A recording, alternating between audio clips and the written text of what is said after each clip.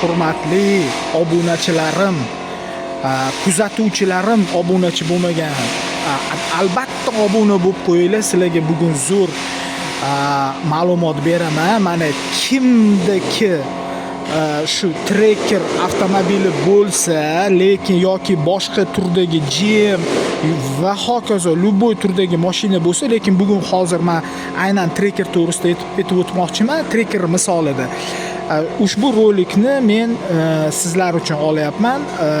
Asosan ayollarga, qiz bolalarga olyapman, chunki ko'p ayollarimiz, qiz bolalarimiz mashina haydashni bilishadi, lekin ayrim texnik tomonlarga e'tibor berishmaydi. Lekin bu degani hamma ayollar bunaqa demoqchi emasman. Albatta zo'r boshidan o'tkazgan, bu tajribaga ega bo'lgan ayollarimiz ham bor, lekin men ikkita masalani ko'rib chiqaman ushbu rolikda. Birinchisi, shunday holat bo'ldi. Demak, mashina avtosalondan olingan, 6 oy bo'lgan. Hali garantiyada turibdi va bu yerda demak kechqurun kelingan, rahmat, kechqurun misol uchun kelib mashinani to'xtatilgandan keyin luki ochiq qoldi deb turib start knopkani motorni yoqmagan holda bir marta ezib lukni yopilganda keyin o'sha start knopkani kontrolni yana o'chirilmagan, lekin balki bunda ham emasdir, lekin albatta kontrolni bosib o'chirib qo'yganingiz yaxshi. Keyin shu bilan chiqib pultga yopib chiqib ketilgan. Endi nima demoqchiman?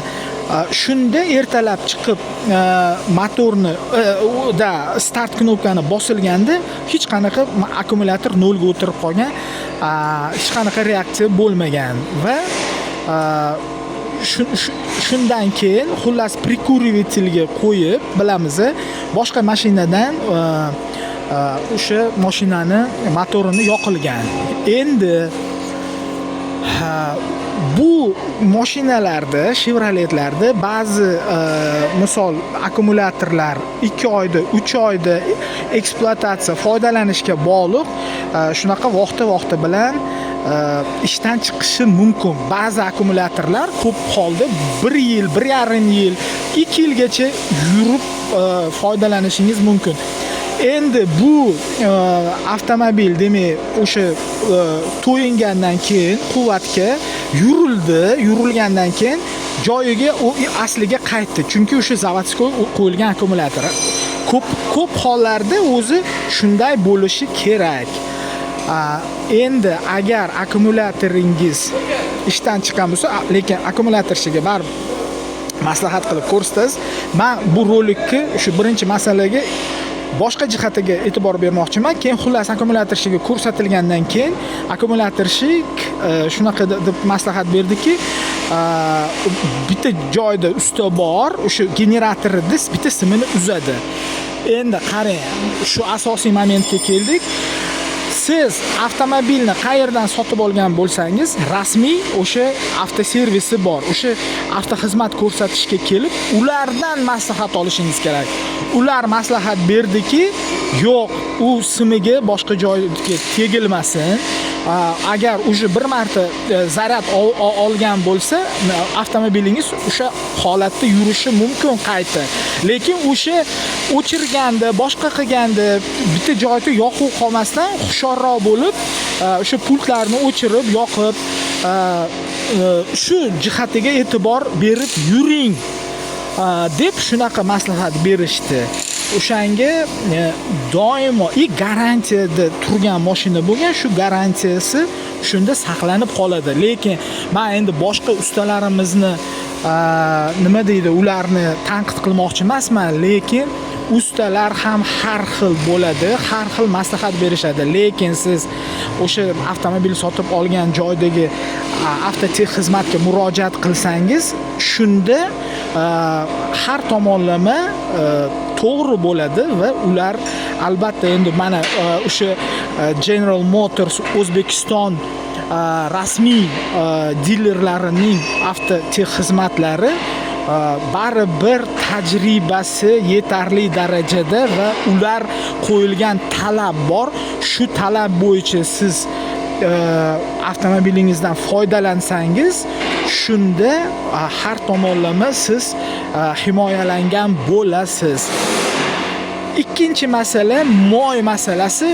Mashina mana demak Tracker Premier Plus umuman va hokazo trekkerlarning hammasini motorlari o'sha demak boshqa yurish qismlari bir xil bo'ladi. Bunda 0 ga 20 moy quyiladi va o'sha har 5000 da alishtirish talab etiladi. Endi mana 5000 misol plus minus 300-400 yurib bo'lsangiz ham u aslida 5000 da kelib alishtirishingiz kerak. Endi masalan mana siz kelib almashtirdingiz, iloji bo'lsa o'zlaridan o'sha moyni olib balki qaysidir darajada qimmatroq bo'lishi mumkin. Menga ham shunday tushuntirishdi, lekin ishonchli bo'yicha bularda ishonchli bo'ladi. O'sha upakovkada oldingizda upakovkasini sindirib, quyib, o'sha filtrlarni almashtirib berishadi. Endi tashqarida masalan qaysidir do'konda yoki bozordan sotib olsangiz, u yerda siz prosta aldanib qolishingiz ehtimoli bor, chunki tushuntirishlari bo'yicha bunaqa bochkalardan olib kimdir to'ldiryapti. O'sha endi baribir bilamiz, haligi nima desa bo'ladi,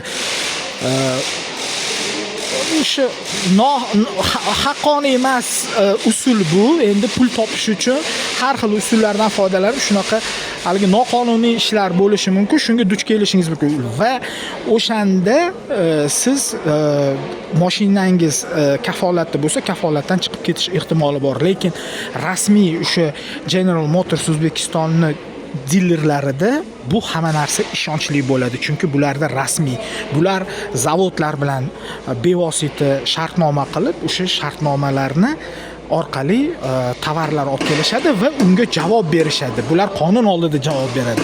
Shuning uchun albatta rasmiy o'sha avtotexnik xizmatlarda ham foydalanish, ekspluatatsiya bo'yicha savollaringiz bo'lsa, ularga murojaat qiling va moy va boshqa bitta ikkita qismlarni ko'rsatmoqchi bo'lsangiz, shularga murojaat qilganingiz yaxshi. Endi xuddi shunday, misol uchun elektromobillarni qaysi avtosalondan sotib olgan bo'lsangiz, bu asosan bu yangi, misol uchun o'sha sotib olingan, noldan sotib olganlar uchun birinchi o'rinda. Ikkinchisi, hattoki siz o'sha BU deymiz, foydalanilgan ikkinchi, uchinchi qo'l avtomobil sotib olgan bo'lsangiz ham baribir ushbu dilerlarga kelganingiz yaxshi.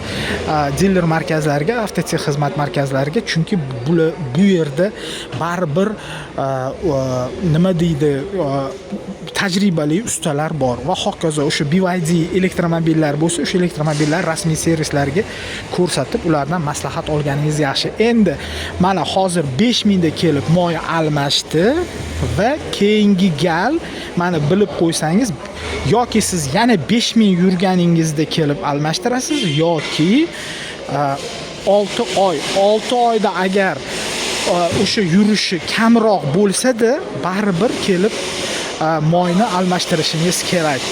Xullas, shuni men ta'kidlab o'tmoqchi edim. Sog' bo'linglar, yo'linglar bexatar bo'lsin va agar video sizga foydali bo'lgan bo'lsa, albatta buni tarqating, podelitsa qiling.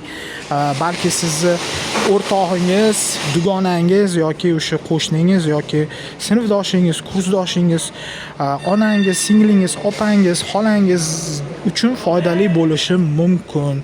Shunga kanalni kuzatib boringlar. Rahmat.